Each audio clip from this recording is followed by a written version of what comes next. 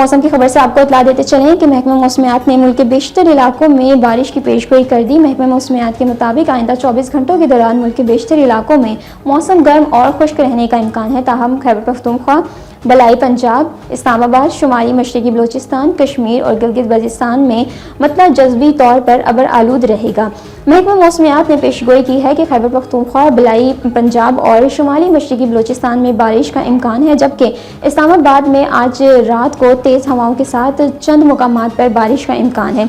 इसी तरह खैबर पख्तूनख्वा और खित्ता पटुहार में चंद मुकामात पर ज़ालाबारी भी मुतवक्की है।